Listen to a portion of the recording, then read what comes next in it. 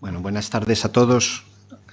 Lo primero, bueno, en nombre del colegio y de DEFCOR, la consultora a la cual yo represento, pues que como coorganizadores de esta sesión, pues agradecerles su presencia y tanto los que asistís de manera presencial como los que por las redes sociales nos están conectando en estos momentos, ¿no?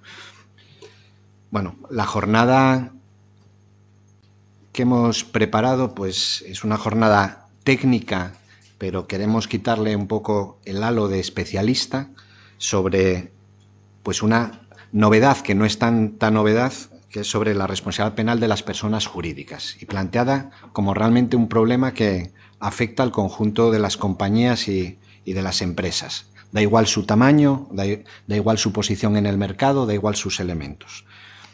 Pero como todo problema tiene una solución, que realmente son soluciones accesibles desde la pequeña empresa a la gran empresa, ¿no?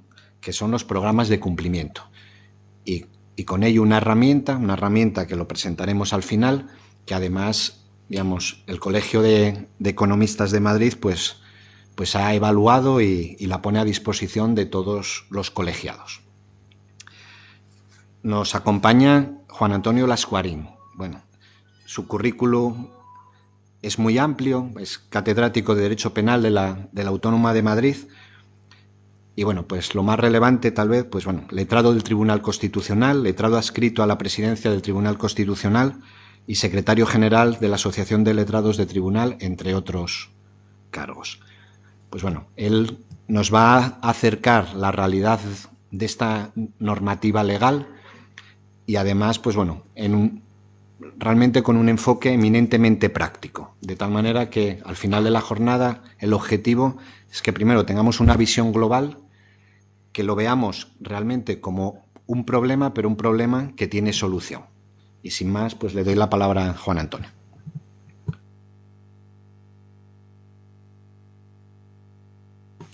Muchas gracias, Bernardo, y yo no tengo sino que reiterar que estoy encantado de estar aquí. Es para mí un placer, para nosotros un placer y un honor participar en este encuentro sobre un tema novedoso, pero bueno, los temas novedosos, como nos enseñan las películas de aventuras, son los más apasionantes y ante un auditorio pues tan cualificado.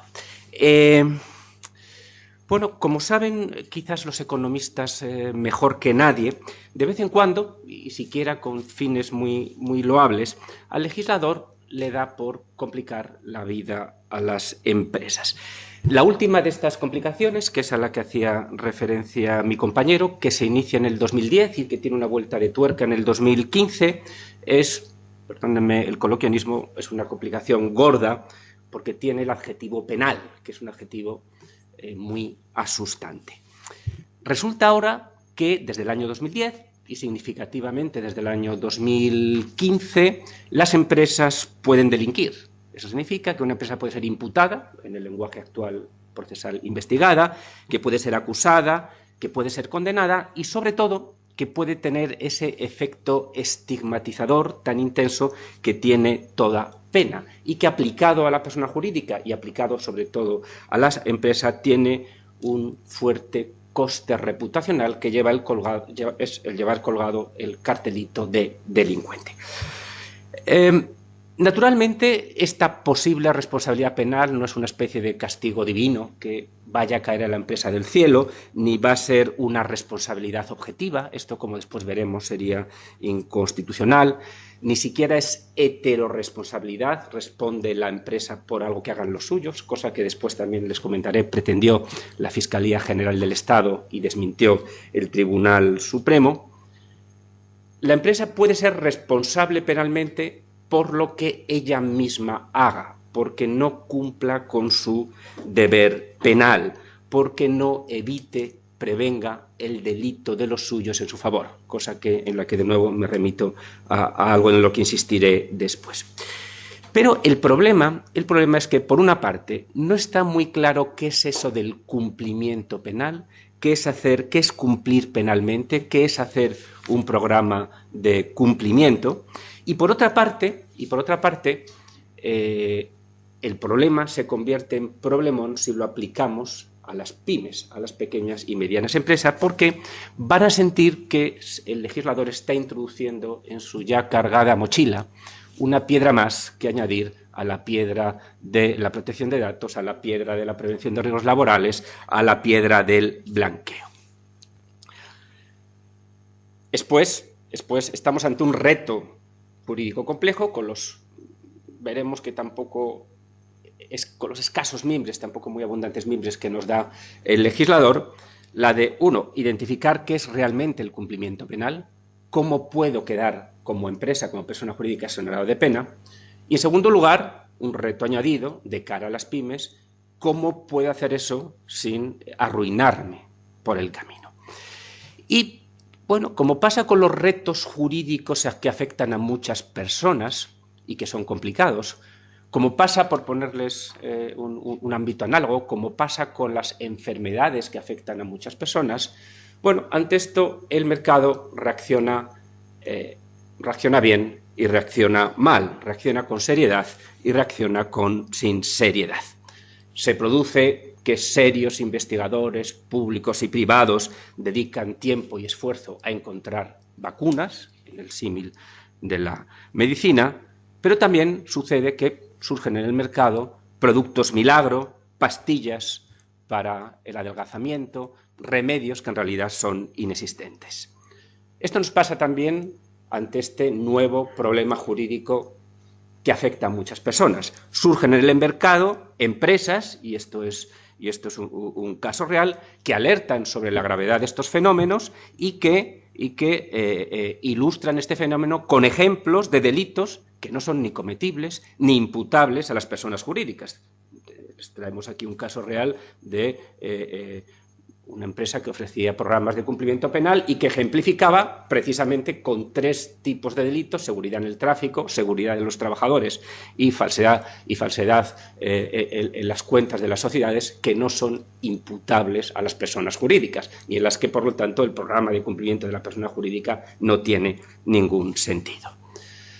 Es decir, siguiendo con el símil, ojo que surgen investigadores serios, pero también surgen curanderos. Bueno, empecemos por el principio y empecemos por lo novedoso. Una de las cosas que uno recuerda de sus clases de Derecho Penal y que le graban a uno a fuego en la facultad es que el derecho penal, la responsabilidad penal, el riesgo de ir a la cárcel, y esto es la intuición que tenemos todos, es una cosa de individuos, no de colectivos, es una cosa de personas físicas. Entre los juristas, que nos gustan tanto los latinajos, en parte para hacernos los importantes, se dice mucho esto de societas delinquere. Se decía de toda la vida, teníamos grabado esto de societas delinquere non potest.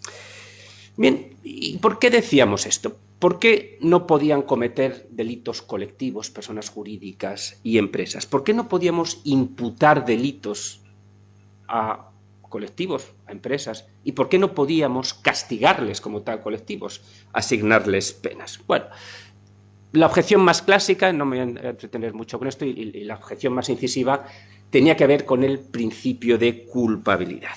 Y, en concreto, dentro del principio de culpabilidad, que es un principio constitucional, y así lo ha declarado, no está expreso en la Constitución, pero el Tribunal Constitucional ha dicho que se deriva de nuestra Constitución y de nuestros valores, significa algo tan obvio que solo puede sufrir pena y, en general, sanción el autor de una infracción, y no otro.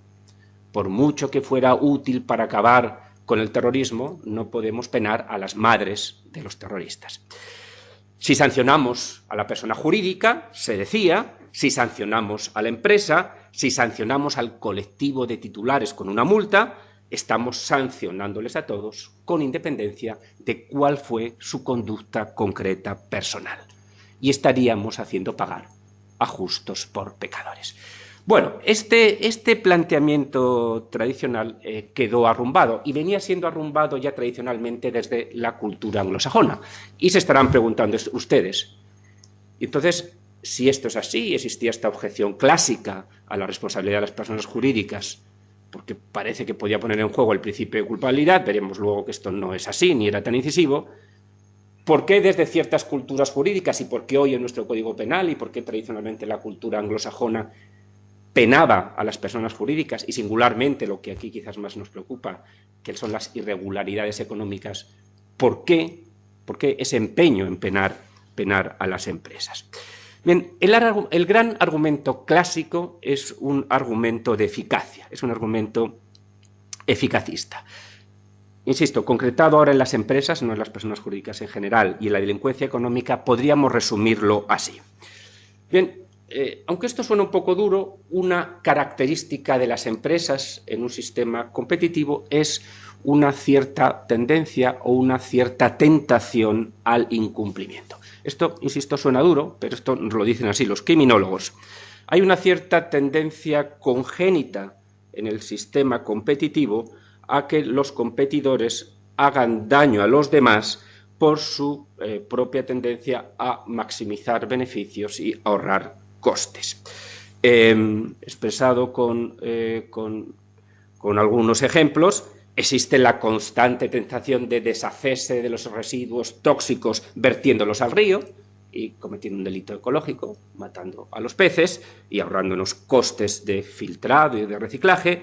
Existe una tentación de no colocar redes de seguridad en los edificios en construcción y ahorrarnos así los costes de seguridad. Existe la tentación de sobornar a un funcionario para obtener un contrato público. Existe la tentación de pagar menos impuestos de los debidos.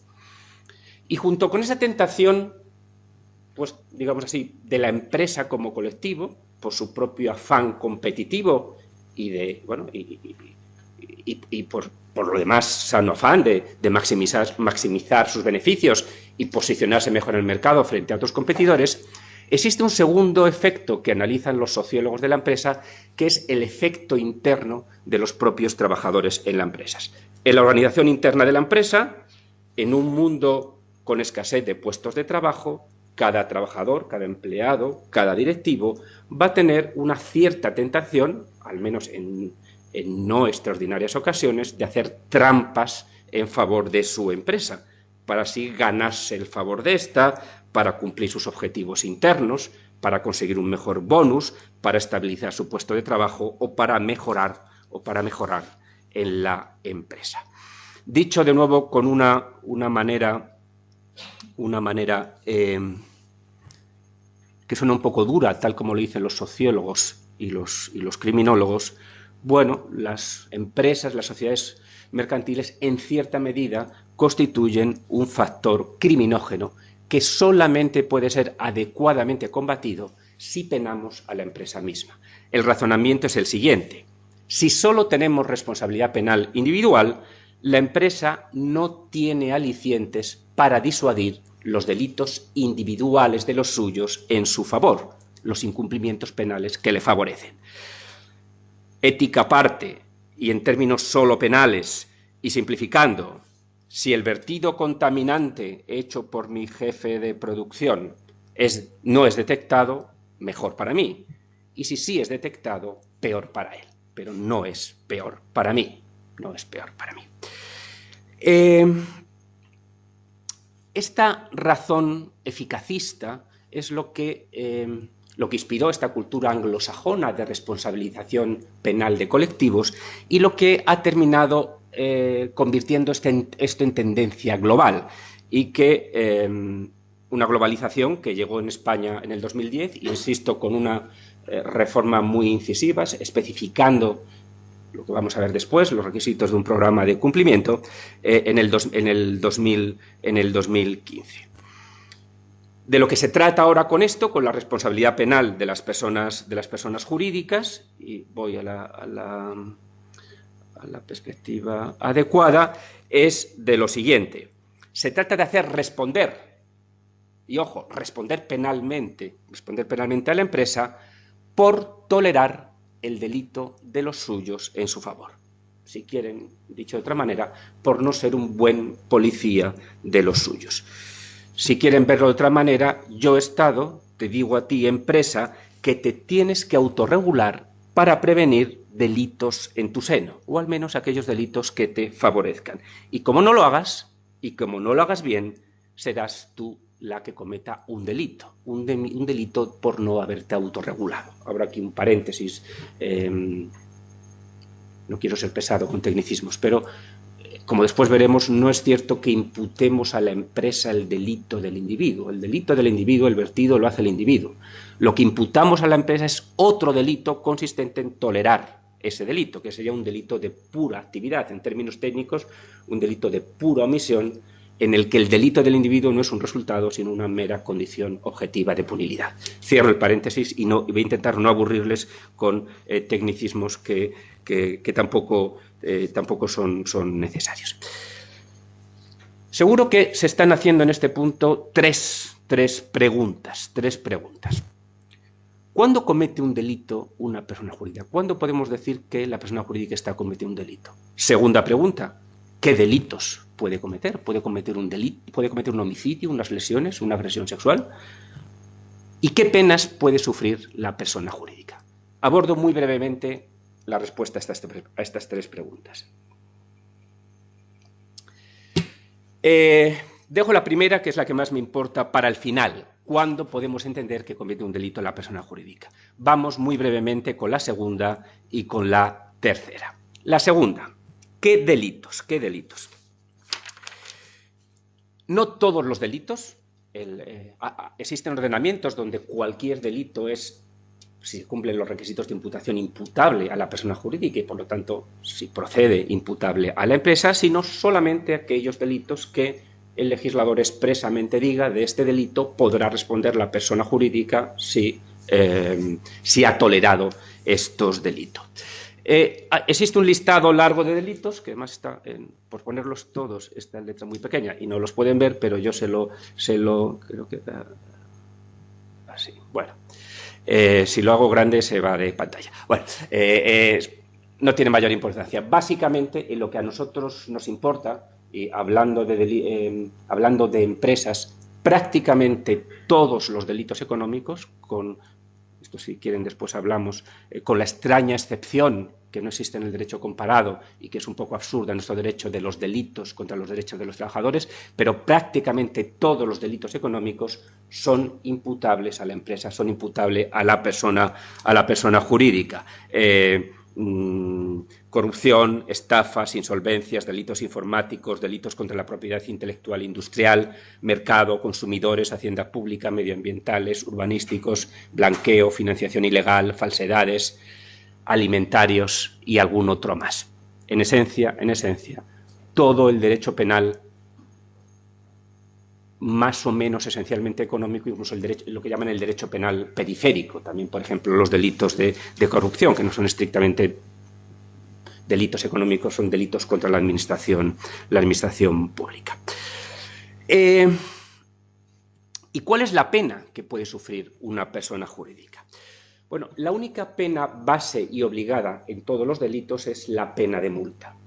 Además, potestativamente, si el juez lo considera oportuno, y el legislador le da tres criterios que ahora les voy a comentar, podría poner lo que llaman las penas potestativas, que son penas tremendamente incisivas, porque va desde, bueno, lo que quizás más se nos puede ocurrir: clausura de locales, suspensión de actividades, prohibición de actividades, inhabilitación pública, pero llega incluso hasta la intervención judicial, y algo que afortunadamente no existe para las personas físicas, la pena de muerte, la disolución de la persona jurídica.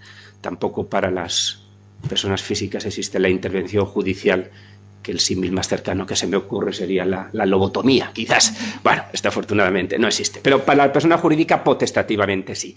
Naturalmente, el legislador se cuida mucho de decir las penas potestativas, las restrictivas de derecho, no la pena de multa. El juez solo la podrá imponer si tendrá que tener en cuenta, primero, la peligrosidad de la persona jurídica; segundo, tendrá que valorar los efectos colaterales de imponer alguna de estas penas; y, en tercer lugar, tendrá que tener en cuenta qué lugar en el staff, en el organigrama de la empresa, de la persona jurídica, tenía el autor individual, entendiendo que es tanto más grave cuanto más alto sea el lugar del delincuente individual.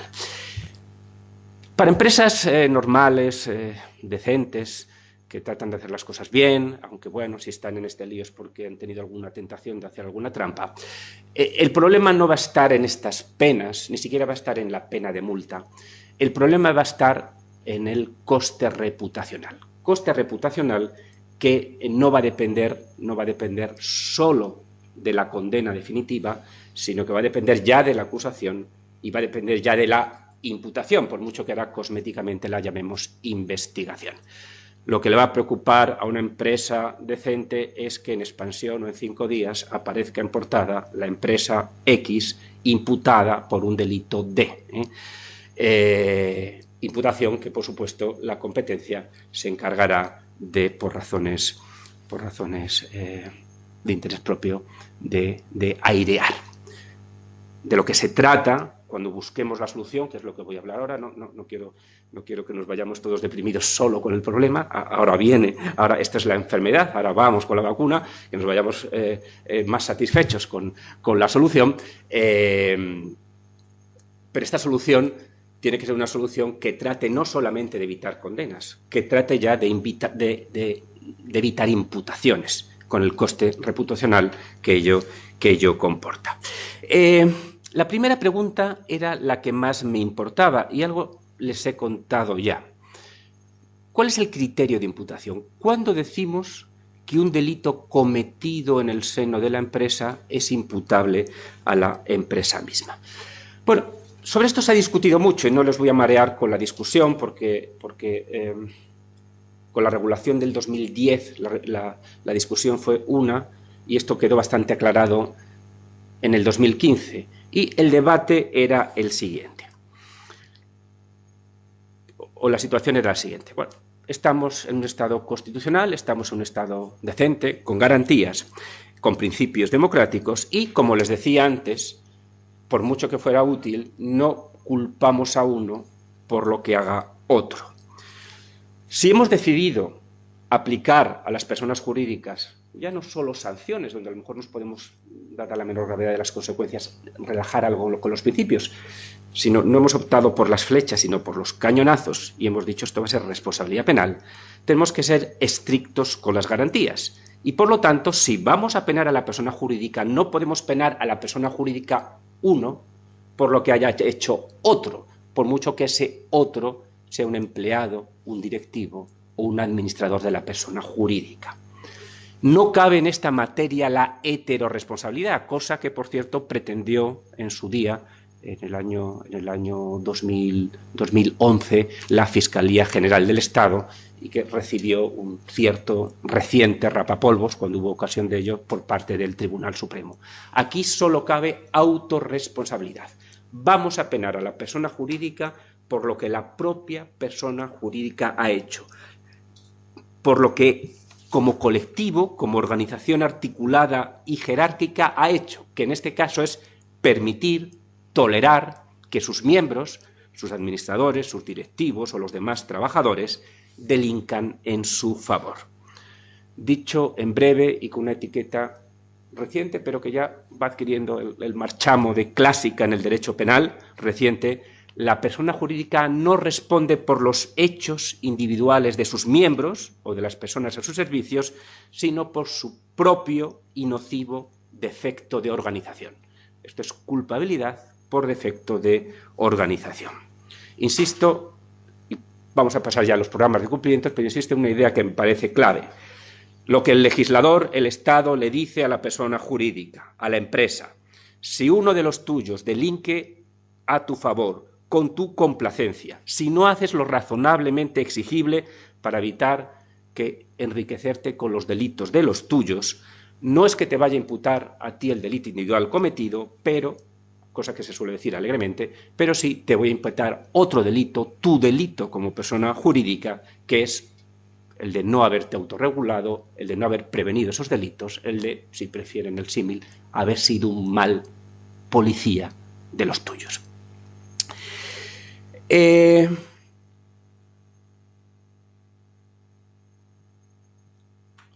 Luego volveremos, si hay tiempo, volveremos a esta diapositiva sobre la herencia de la responsabilidad penal. Vamos con los programas de cumplimiento, con los famosos, se utiliza mucho la expresión anglosajona, compliance programs.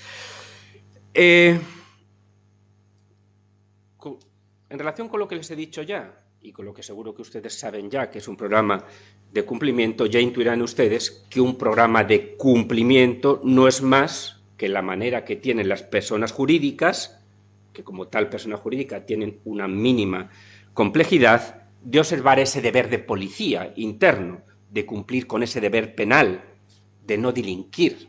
Es su manera de ser prudentes penalmente, de autorregularse. Insisto, el cumplimiento, el programa de cumplimiento consiste en hacer que los tuyos cumplas, en hacer que los tuyos no delincan. Es en realidad un programa de prevención penal. Yo tengo que prevenir que en mi ámbito, en mi empresa, en mi esfera de organización, los míos no cometan determinados delitos. Ese catálogo de delitos, además, sesgado por la idea, por el criterio de imputación de que se trate de delitos que me favorezcan como persona jurídica. Claro, la siguiente pregunta es, bueno, ¿y eso cómo se hace? ¿Cómo se hacen los programas de prevención penal? ¿Cómo se hacen los programas de cumplimiento? Bueno, esto, si lo piensan bien, es en realidad lo que hace el derecho penal en relación con la sociedad. ¿Qué hace el Estado-empresa para que los ciudadanos no delincan? Y esto es a lo que nos dedicamos los penalistas a pensar. ¿Cómo hacemos para prevenir delitos? Para que no se delinca en la empresa España, en el Estado España.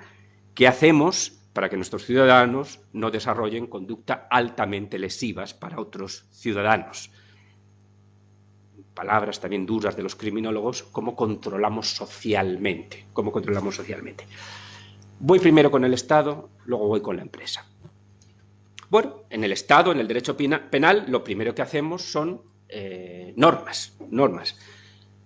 Tenemos un código penal que le dice a la gente, partiendo de que el principio básico de un Estado liberal, de que todo lo que no está prohibido está permitido, un código penal que dice qué conductas son gravemente irregulares y por lo tanto está prohibido realizarlas. Y decimos, esas normas no las puede dictar cualquiera, tiene que ser el poder legítimo, han de ser comunicadas a los ciudadanos, han de ser vinculantes para los órganos que los aplican, en este caso los jueces, y bueno, esto es las exigencias que entendemos como dentro del principio de legalidad. 1. Entonces, bueno, ¿y qué normas, qué conductas vamos a tipificar como intolerables, como gravemente lesivas, como exceso intolerable de la libertad de unos a costa de la libertad de otros? Bueno, aquí en realidad el Parlamento hace algo que las empresas nos suena mucho más coloquial, pero que no solemos aplicar a la técnica legislativa. El Parlamento hace también análisis de riesgos, y el Parlamento piensa qué conductas son gravemente lesivas y posibles y cómo debo prevenirlas. Como las agresiones sexuales son unas coacciones especialmente graves, voy a tipificar un delito especialmente penado, sacándolo de las coacciones, y que voy a llamar agresión sexual. Como no hay canibalismo en España, pues en mi análisis de riesgos no voy a hacer un delito de canibalismo. Y como en España no matamos marcianos, pues no voy a hacer un marcianicidio. Hay un análisis de riesgo detrás de cualquier estrategia legislativa. Tercera cosa que hace el Estado. Normas. Antes de hacer las normas hace su análisis de riesgo. Y después estas normas penales, este código penal no es poesía, y no es un mero código ético. Son normas vinculantes. Se trata de imperativos. Y que se trate de imperativos en derecho significa que son coercibles, que al que quiebre esa norma le voy a sancionar. Le voy a sancionar porque pretendo dos cosas preventivas. Pretendo que los que estén concibiendo la idea de hacer esa misma conducta se vean intimidados, y porque, algo que se insiste mucho de unos años para acá, prevención general positiva en términos técnicos, porque lo que pretendo es que los ciudadanos fieles al derecho se vean confortados en su opción de fidelidad al derecho. Esto va a ser muy importante también para la empresa. Hay un penalista italiano, Carrara, de finales del XIX y principios del XX, que con el lenguaje ingenuo de la época decía: la pena no está tanto para intimidar a los malos como para confortar a los buenos. Y cuarta y última cosa que hacemos en este programa de cumplimiento del Estado para con sus ciudadanos. Claro, para hacer todo esto necesitamos instituciones, necesitamos legisladores, jueces, policías Necesitamos todo un sistema que genere las normas, que las actualicen, que vigilen su observancia, que sancionen su incumplimiento. Bien, dejo el Estado y dejo esta reflexión abstracta penal y vamos a la empresa. Cuando el legislador penal le dice a la persona jurídica, le dice a la empresa, cumpla penalmente, prevenga los delitos de los suyos a su favor. En el fondo lo que le está diciendo es, haga su mini ordenamiento penal. Haga las siguientes cosas. Primero, haga un análisis de riesgos penales serios. Analice usted de los delitos imputables a la persona jurídica, de todo ese catálogo que antes les he resumido, cuáles son cometibles en el seno de su empresa, cuándo, por quiénes, con qué grado de probabilidad, para así adoptar estrategias racionales de prevención y también para distribuir racionalmente sus recursos de prevención.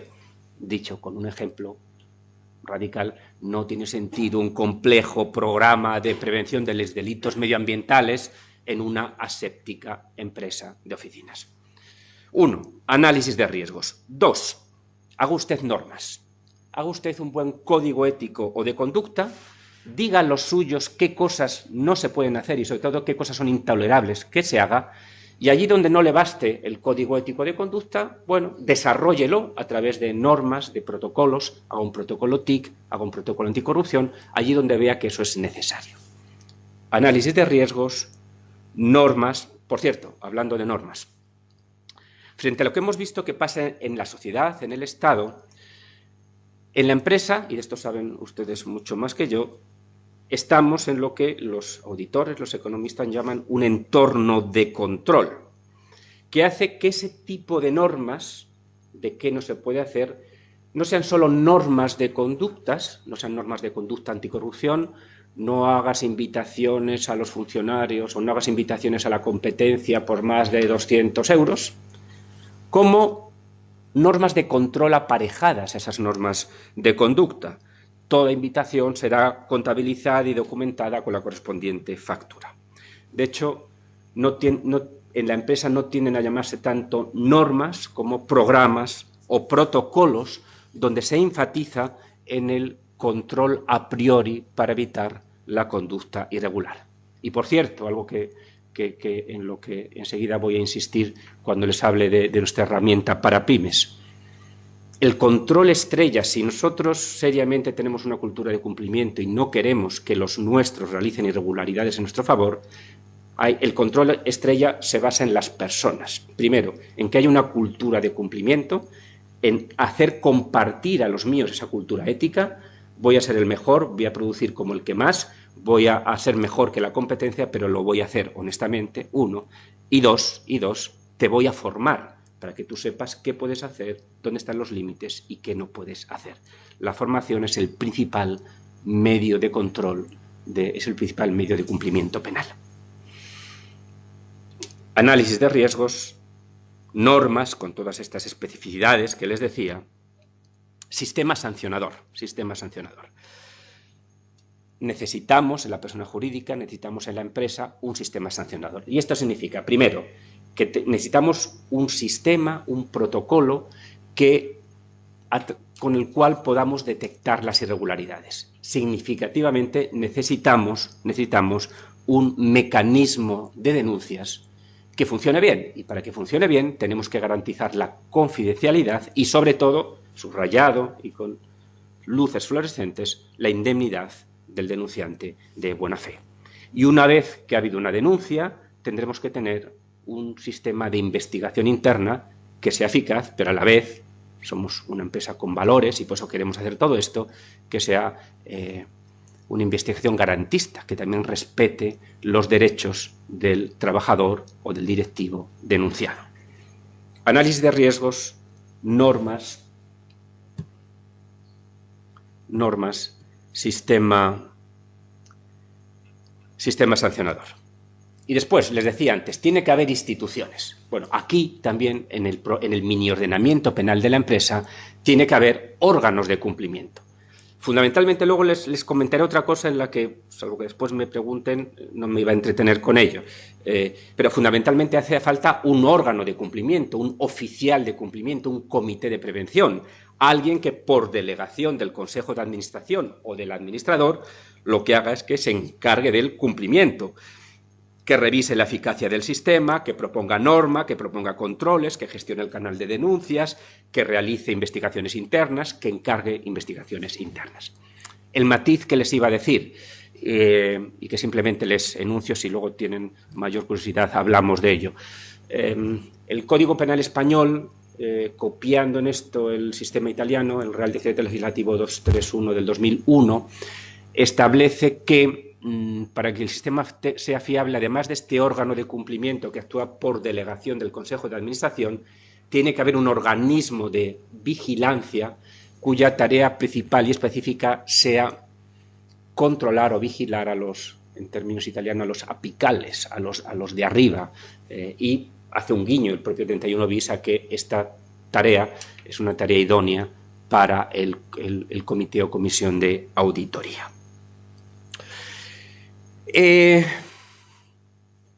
Responsabilidad penal de las personas jurídicas, un problemón por la pena que puede suponer, un problemón por el coste reputacional que puede arruinar la trayectoria de la empresa, el remedio, hacer las cosas bien, no tolerar que los míos delincan en mi favor, y eso supone organizar esa prevención, no otra cosa es un programa de cumplimiento. Voy a hacer un buen programa de cumplimiento y para hacer ese buen programa de cumplimiento voy a hacer análisis de riesgos, normas, formación, sistema de denuncias, sistema de investigaciones. Voy a nombrar un oficial de cumplimiento. Estos son los mimbres del sistema de cumplimiento. La cuestión, y vuelvo al principio de mi charla, y ya voy llegando al final, que sé que el derecho es muy aburrido, para escucharlo muchos minutos. Llevo 34, mi idea es llegar a los 40, no se preocupen, ya estoy terminando. Problema, ¿qué hacemos con las pymes? ¿Qué hacemos con las pymes? Normas, análisis de riesgos, formación. ¿Les es exigible todo esto a una pyme? Con un clásico refrán español, ¿no va a ser más caro el collar que el perro? Esta pregunta nos desafió en el Instituto de Derecho Penal Europeo e Internacional de Castilla-La Mancha, al que pertenezco, justo con mi compañero Dan Nieto.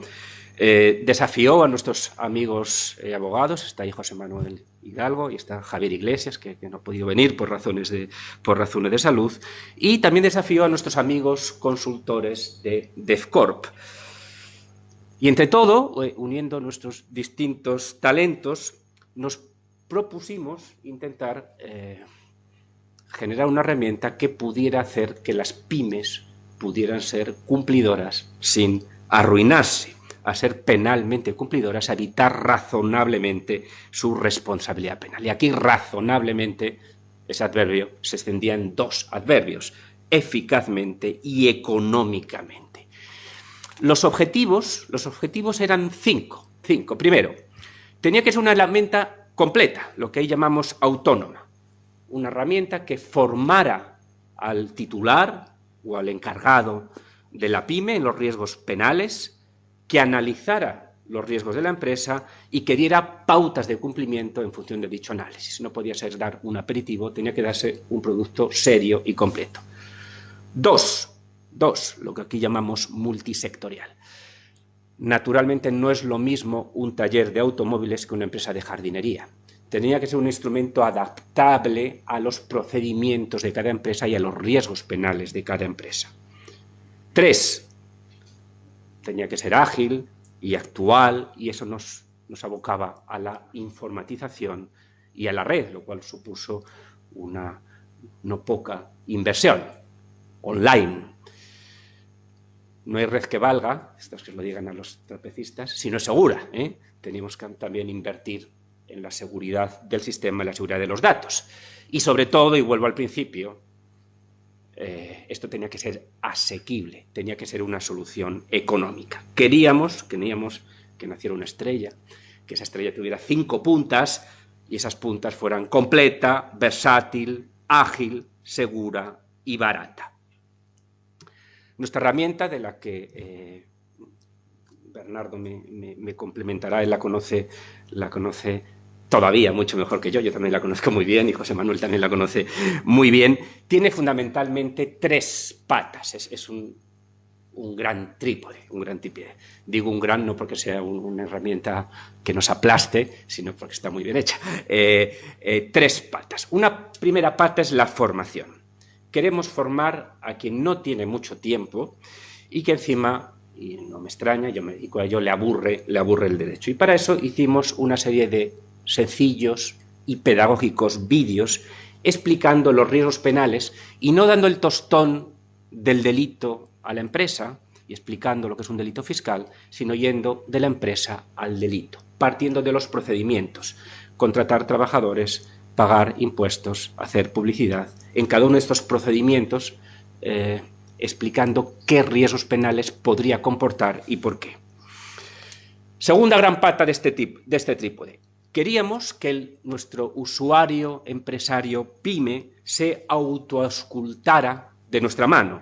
Y para ello hicimos unos cuestionarios muy pensados, con una serie de preguntas acerca de por procedimiento, acerca de los riesgos, de su gravedad, de su probabilidad y de los controles ya existentes en la pyme. Formación, análisis de riesgos y, naturalmente, no podíamos ser como un mal doctor que le dijera donde le duele al paciente las cosas y no le diera al menos unas pautas, una estrategia para que se curara. La tercera pata es la de suministrar pautas de cumplimiento que se derivaran de las respuestas anteriores al cuestionario y que de una manera ágil le suministraran al usuario, al usuario empresario, una estrategia sencilla y eficaz de cumplimiento. Voy terminando. Esta es una herramienta concebida y pensada, y ese era el reto, y era un reto difícil, y era cuadrar el círculo, que lo hemos conseguido, yo creo, con la estrella de 5 puntas, un instrumento para pymes. Esto vale para empresas que no sean ni pequeñas ni medianas, que sean empresas grandes.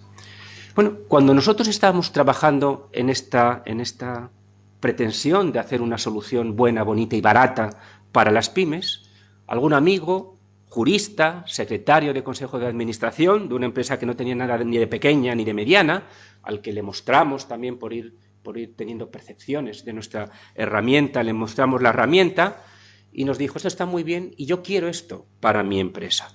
Quiero que mis empleados vean estos vídeos, quiero que mis directores de centro respondan a estas preguntas y se conciencien, quiero que me hagan propuestas de cumplimiento, que sean mis cómplices de cumplimiento. En fin, este sería el epílogo de esta parte final de mi intervención, de cómo lo que se pensó para los pequeños acabó también ayudando a los grandes, y esa es también nuestra pretensión. Tenía aquí muchas más cosas en el tintero.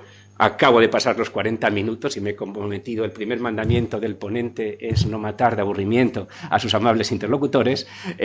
Bueno, cedo la palabra a Bernardo y quedo, por supuesto, a su disposición para cualquier inquietud o duda que tengan. Muchas gracias. Solo, bueno, en relación a la herramienta, os animamos a, dentro de la parte privada, por ser colegiado, que tenéis acceso a través del colegio, pues hay una propuesta del convenio que hemos firmado con el propio colegio, en el cual, pues bueno, se os indica primero la manera de acceder a ver esta herramienta, si lo consideráis útil para vuestra actividad profesional, con distintos enfoques. No solamente lo que hemos descrito es una herramienta que da solución a un problema que tiene la empresa, pero nosotros en nuestra actividad profesional, como a lo mejor responsables de una empresa de consultoría o de servicios profesionales, también puede ser una fuente de ingreso y de negocio, ¿eh? Entonces, con distintos niveles. Dice, bueno, yo desconozco esta actividad, hoy, desde el punto de vista de ese oficial de cumplimiento, más o menos se encarga, conceptualmente parece que está muy cercano al ámbito jurídico, pero realmente no hay ninguna norma que especifique que tiene que ser un abogado, o tiene que ser un economista o un ingeniero, ¿no? Entonces dices, bueno, pues para mis clientes, o sea, digamos, primero ejecutarlo para mí. Para mis clientes también puede ser un servicio nuevo, diferente, necesario y transversal. Y además, digamos, la propia herramienta te acompaña en ese aprendizaje como profesional de servicios profesionales, ¿no? Valga la redundancia. Pero aquellos profesionales que ya tengan una cualificación, un conocimiento, la herramienta propone, es decir, ante una serie de cuestiones en base a una, digamos, en función, como decía Juan Antonio, las preguntas que nos presenta la herramienta no nos habla de delitos, nos habla de procesos, nos habla de la vida real de una compañía, de cobro, pago, tengo relación con la administración pública, y en base a una pregunta, a unas preguntas sencillas, que las respuestas además son de sí o no. Entonces, en base a eso, el algoritmo de cálculo de la ponderación del riesgo en función de tu actividad y de tu número de empleados propone, dice, oye, esta actividad es susceptible de riesgo. La ponderación del riesgo, evidentemente, la da la respuesta, no la da nunca la pregunta. Entonces, si uno ya tiene formación de conocimiento, de cumplimiento, pues es capaz, la herramienta le permite alterar esa ponderación que propone la herramienta. Digamos, al final, el profesional que está en contacto con la compañía, que la conoce, que conoce las evidencias, pues en algún momento puede, llamemos, matizar la propuesta que hace el algoritmo de cálculo. Entonces, bueno, os animamos a hacer uso de ella y os animamos a hacer uso del convenio que hemos suscrito con vuestro colegio. Las condiciones económicas para todo colegiado, pues realmente pues son muy competitivas respecto a lo que sería el precio de mercado. Entonces, ahora si queréis hacernos alguna pregunta sobre, bien sea sobre la herramienta o sobre cualquier duda que tengáis de lo que hemos expuesto, pues un poco a vuestra disposición.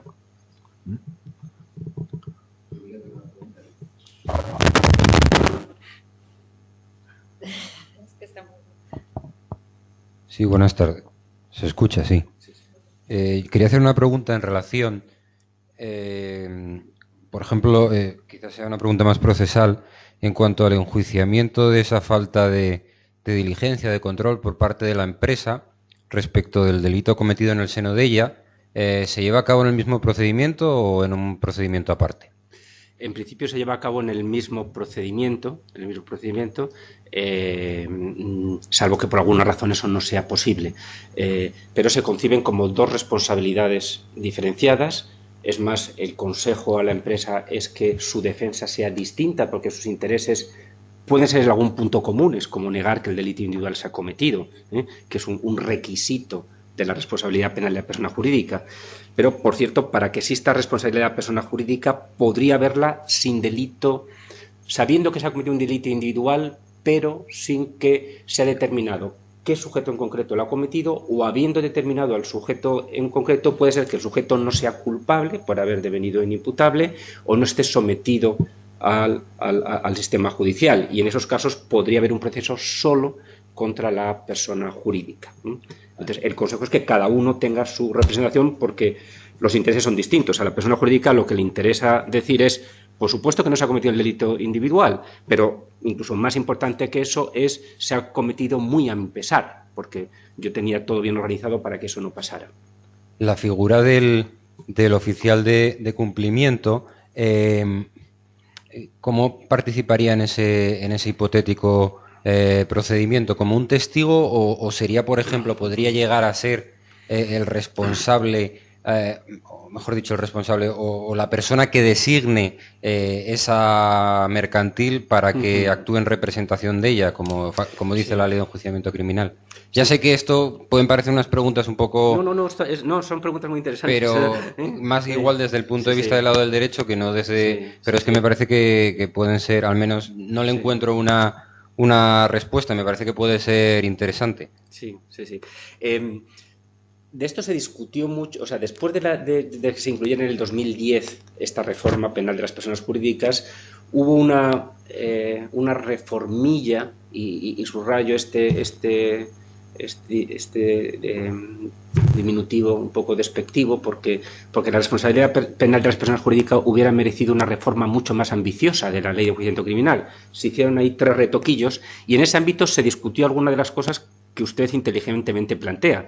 Se discutió si el representante de la empresa tenía que venir prejuzgado por la propia ley o podía ser alguien quien libremente designara a la persona jurídica, que es en lo que finalmente quedó. La persona jurídica puede designar a quien quiera que le represente, que habla como voz de la persona jurídica y tiene los derechos procesales de la persona jurídica, de no declarar, guardar silencio. Este representante se sentará también en el banquillo, no como persona individual, sino en nombre de la persona jurídica. Y hay dos matices en relación con su intervención. Primer matiz, nosotros lo que aconsejamos es que quien mejor puede representar a la persona jurídica es quien más sepa de cumplimiento de la empresa, porque lo que tiene que hacer esta persona es demostrar, con la ayuda del abogado, demostrar que la empresa cumplía, que estaba bien organizado, y necesitamos que el que más sepa de cumplimiento sea el representante. En este sentido, el oficial de cumplimiento sería un representante excelente de la persona jurídica. En segundo lugar, la ley de enjuiciamiento criminal dice que la empresa no podrá designar como representante a alguien que sea llamado como testigo. Esto está así en la ley de enjuiciamiento criminal, pero esto es algo que está siendo muy debatido entre los juristas y no hay sobre esto aún jurisprudencia del Tribunal Supremo, porque esto en principio lo que haría sería limitar la capacidad de la persona jurídica para designar quien le represente. Y esto realmente afecta en el fondo a su derecho de defensa y a la tutela judicial efectiva. Déjeme que diga yo quién soy yo, no me diga usted quién tiene que ser, y no del poder a la acusación particular a través del nombramiento de testigos, que pueden ser 5 o 5.000, para evitar que yo nombre a quien me interese, ¿no? Entonces, posiblemente por razones de índole constitucional existe la posibilidad de que la jurisprudencia acabe diciendo que debe imperar el derecho de la persona jurídica a nombrar el representante que considere idóneo sobre el derecho de las acusaciones a que testifiquen determinadas personas, porque con esta regla, como ya ustedes intuirán, lo que pretende el legislador es que la persona jurídica no haga, entre comillas, la trampa de impedir el testimonio de la persona que se considere como el testimonio más incisivo de cargo, porque quien sea representante de la persona jurídica tiene derecho a no declarar y a guardar silencio, ¿no? Ese es un poco el debate que estaba en la cabeza del legislador. Pero frente a ese interés de la acusación, yo creo que debe prevalecer el interés del acusado a defenderse como quiera y a ser quien quiera, y a tener la boca que quiera. Y ya en último lugar, si quizás debería, o si tendemos en España hacia una regulación igual más prolija y que ofrezca más legalidad, porque es como porque lo que tenemos son como unas bases, en mi opinión, bastante abiertas, y claro, los planes de estos de prevención de, término técnico que... Sí, problemas de cumplimiento. De cumplimiento, sí. Pues un poco en función, yo que he estado en otras ponencias, en función de quién sea el ponente pues varía bastante. Entonces, creo que adolece un poco de falta de seguridad jurídica y entonces entiendo, y es una pregunta para los dos ponentes, que si llegará algún momento de aquí a corto o medio plazo en el cual haya unas directrices mucho más, a lo mejor pues para cada tipo de empresa o tipo de actividad y demás, algunas directrices más concretas. Sí. O si se tiene previsto o no. Sí. Ciertamente, hoy día con los mimbres, que eran muchos menos todavía en el 2010, ahora hay algunos más en el 31 bis actual de lo que tiene que ser un programa de cumplimiento, que es básicamente lo que les he comentado yo aquí, pero a pesar de que son más de los que había en el 2010, son todavía muy abstractos y existen maneras muy distintas de concebir, como usted decía muy bien, qué es un programa de cumplimiento. Incluso, digamos, en el mercado, y por cierto, esto es una cosa que nosotros con nuestra conjunción de talentos hemos intentado evitar. Digamos, existen soluciones jurídicas y soluciones auditoras, ¿no? Y son muy distintas entre ellas, ¿no? Y no dialogan entre ellas, ¿no? La cuestión es, claro, ¿quién nos dice cuál es el estándar de un buen programa de cumplimiento? Bueno, esto en el futuro, pero para eso falta mucho, lo dirá la jurisprudencia. Puede haber normas ISO, norma AENOR, y de hecho ya existe una norma ISO, que trata de aquilatar cuáles son las prácticas de cumplimiento razonablemente sensatas. Y luego una cosa que en Italia, que nos llevan, ¿cuántos? 9 años de ventaja en esto de la responsabilidad penal de las personas jurídicas. Allí no es penal, es administrativa judicializada, pero básicamente es lo mismo, las penas son muy incisivas. Lo que ha acabado sucediendo es que las patronales sectoriales han ido haciendo normas de autorregulación vinculantes para todo el sector. Entonces han hecho lo que ellos llaman líneas guía, diciendo cómo tiene que ser el código ético, cómo tienen que ser las normas de protocolo, y con eso han fijado un estándar que es un estándar que se acaba imponiendo ante el juez. Mire, yo hago lo que en mi sector hace todo el mundo y lo que entre todos hemos acordado como una norma prudente de cumplimiento, ¿no? Y quizás podamos ir hacia ahí también.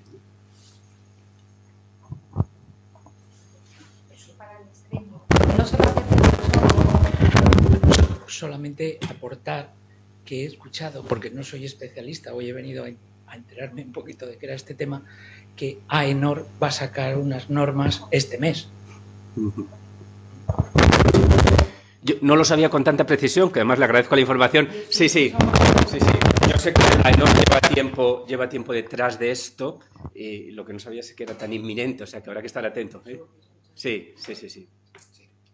La situación a nivel, llamemos, de cumplimiento, por hacer un paralelismo con la SISO, que es, digamos, AENOR, digamos, al final no deja de ser este tipo de programas o de actividades es de mejora continua, es decir, es, digamos, en el momento que entras en la dinámica es el problema y siempre inacabado, digamos,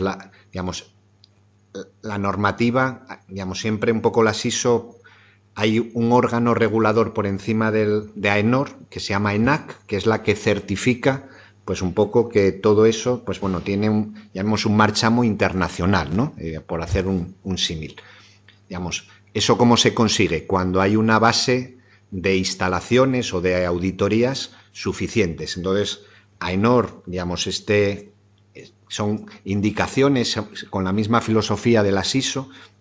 Realmente hay una compañía que es el Banco Santander y Mapfre, que además lo aplicaron a nivel internacional, pero realmente todavía a nivel de mercado no está como estándar. Hay otras compañías, Bureau Veritas, competencia de AENOR, pues Lloyd, pues que están un poco en la misma tendencia. Respecto un poco a la pregunta que comentabas antes, pues casando un poco hacia dónde puede ir el mercado, ¿no?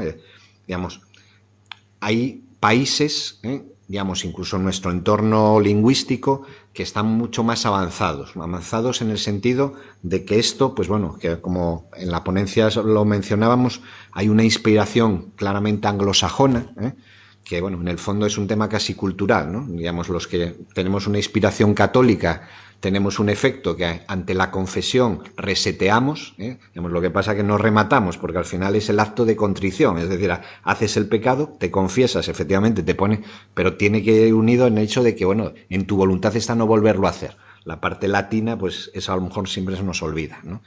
Pero en la parte anglosajona no, en la parte anglosajona no hay confesión, o sea, digamos, un poco, ellos ya predominan el tema, digamos, poco de eres culpable por defecto, ¿no? Entonces, países, por ejemplo, Chile, digamos, porque veamos hacia dónde puede un poco la evolución.